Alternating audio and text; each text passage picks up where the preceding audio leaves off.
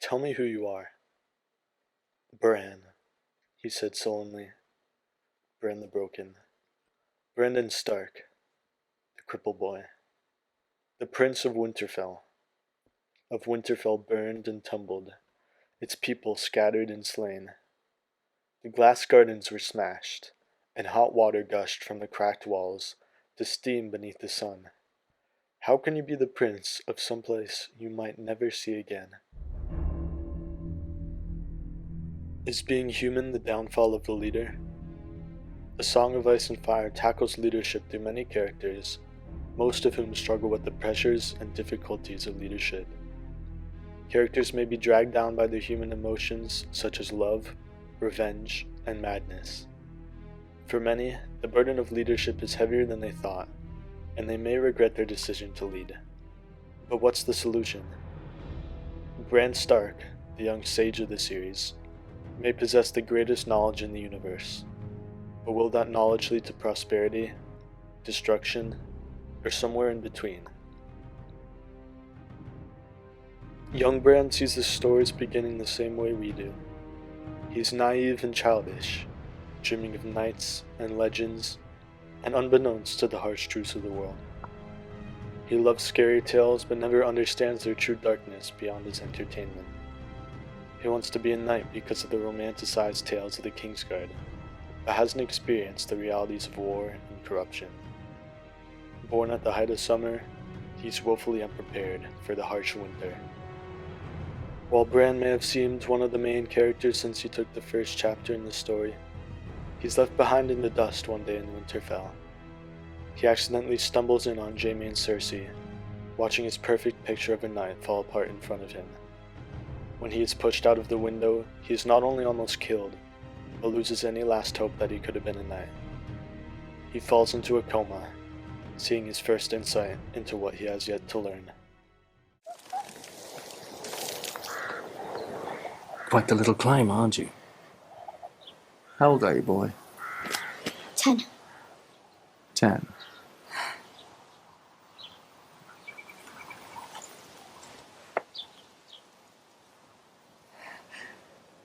The things I do for love.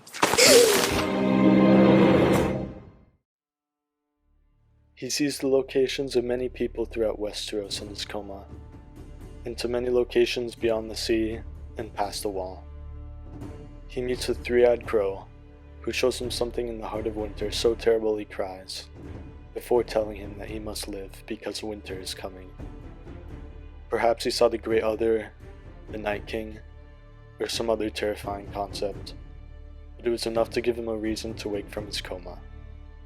And here he would name his direwolf Summer, so regardless of the terror of the long night, he would know that there is hope in the darkness. "Oh, my sweet summer child," old Nan said quietly, "what do you know of fear? Fear is for the winter, my little lord, when the snows fall 100 feet deep and the ice wind comes howling out of the north. Fear is for the long night, when the sun hides its face for years at a time, and little children are born and live and die all in darkness, while the dire wolves grow gaunt and hungry, and the white walkers move through the woods. While the rest of the Stark children move out to King's Landing, the Wall, or into battle, Bran and Rickon are left at Winterfell, not yet ready to leave their childhood behind. While other characters meet the harsh truths of the world as they leave their childhood home, Bran has to stay paralyzed and trapped, feeling broken and left behind. Yet staying home allows him to meet Tyrion Lannister, whose kindness and persistence despite his deformity motivates Bran, while his saddle design lets Bran ride a horse again. On horseback, you'll be as tall as anyone. Is this some kind of trick? Why do you want to help him? I have a tender spot in my heart for cripples and bastards and broken things.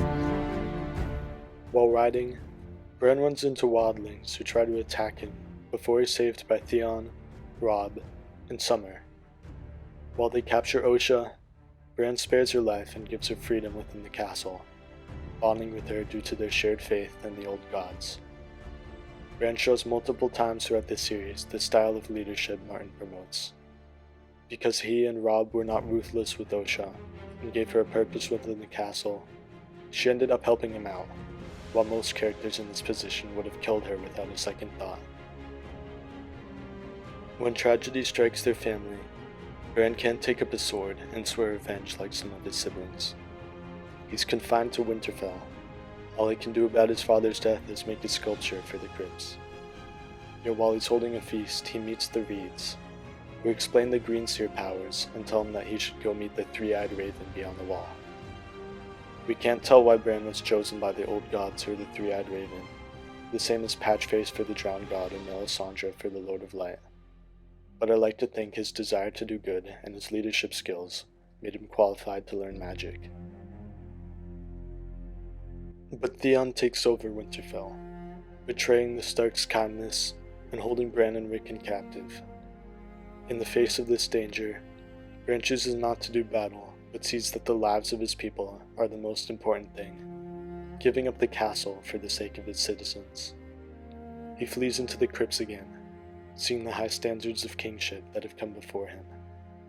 He flees as the Boltons take Winterfell, vowing to come back with strength and intelligence to meet their standards and reclaim the castle. At the edge of the Wolfswood, Bran turned in his basket for one last glimpse of the castle that had been his life.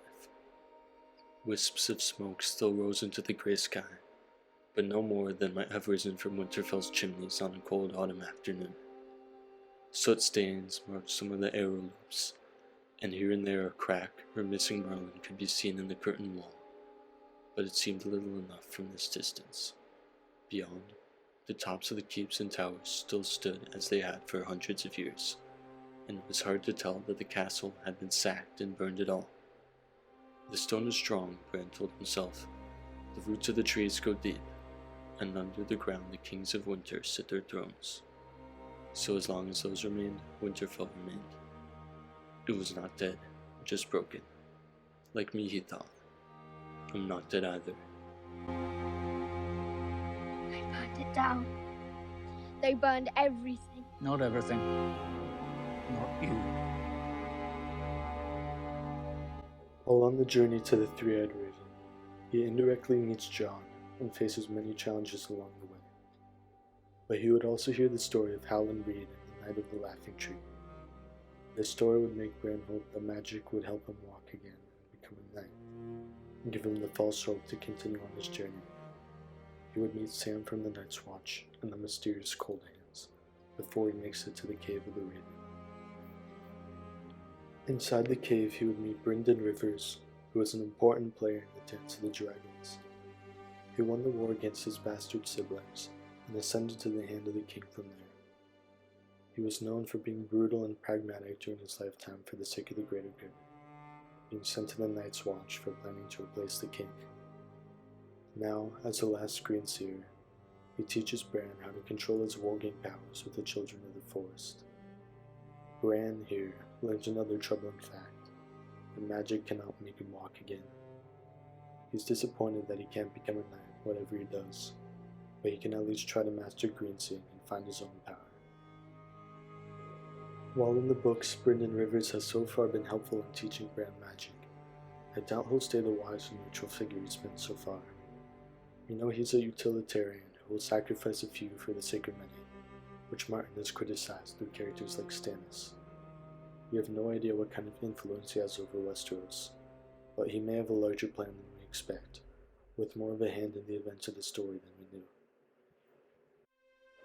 We can imagine, though, that he was the one who sent the direwolf south of the wall so that Bran could have summer. And some suspect that Jorah Mormont's Raven could as well be a warg, which he's using to keep an eye on events at the wall. He already has had his plan in motion for years now, including Bran's purpose in it. Knowing this, it may be possible that the ultimate purpose of his plan is possessing Bran and taking the throne, as many have speculated. But I think Bran's fate in the story may not be as the vessel of a perfectly wise and intelligent king. The stories provided many examples of leaders and their faults, many of them coming from a human emotions such as love, revenge, and madness. At this point in the story, someone might assume Martin's point is to show that being a good leader is impossible, since humans are inherently flawed. If the story were to end with a ruthless and scheming king with knowledge that spans hundreds of years, plus access to the Weirwood net, it may only drive in the idea that humans by themselves cannot be good leaders. But Bran has shown compassion and wisdom despite his lack of knowledge, putting his people over the kingdom when Theon took over, and showing optimism despite the hand life has dealt him.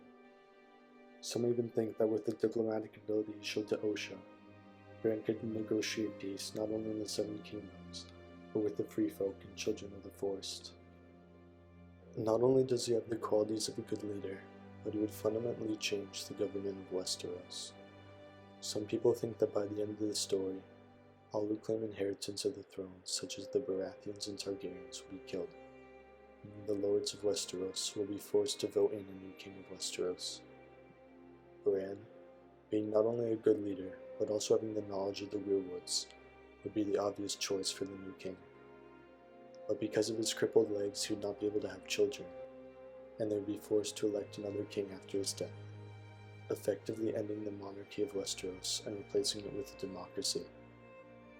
Martin's been very critical of monarchy throughout the story, with characters such as Robert, Joffrey, and Tommen holding the throne, despite being terrible rulers. Altogether, Bran becoming king without being the vessel of Bloodraven would help the themes of the story and bring change to the flawed systems of Westeros. There he sat, listening to the hoarse whispers of his teacher. "Never fear the darkness, Bran." The Lord's words were accompanied by a faint rustling of wood and leaf, a slight twisting of his head. The strongest trees are rooted in the dark places of the earth. Darkness will be your cloak, your shield, your mother's milk. Darkness will make you strong. However, there's also potential that Bran may be down a darker path. He has broken the taboos of warging, such as eating flesh as an animal, and warging into Hodor without his permission. And while some knowledge from the Weirwoods would be beneficial to Westeros, all-knowing and all-seeing leaders are not often great leaders in fiction. He is young and prone to influence, with Bloodraven seemingly being in the perfect place to corrupt him and use him to his advantage. But we saw something very important from a Theon chapter in Winterfell.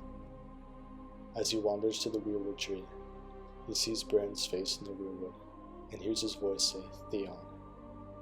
Even though he betrayed the Starks and took their castle, Bran was able to forgive him, which set Theon on the path to escaping Winterfell and saving Jane Poole. This would have only been possible if Bran was proficient in Weirwood magic, meaning that after extensive training, he still has the same compassion. Whether it's along with the guidance of Bloodraven, or after escaping from his grasp, Bran never seems to lose his human heart. A Song of Ice and Fire is filled with many well-intentioned leaders who cannot effectively wield the power that comes with their position. But Bran is a reminder to the reader that even with our human flaws, our human heart is also a tool that we can use to lead effectively. Along with that, Bran's character arc shows that while not all of us can be sword-wielding heroes, we can still do what's right and be the summer in the darkness.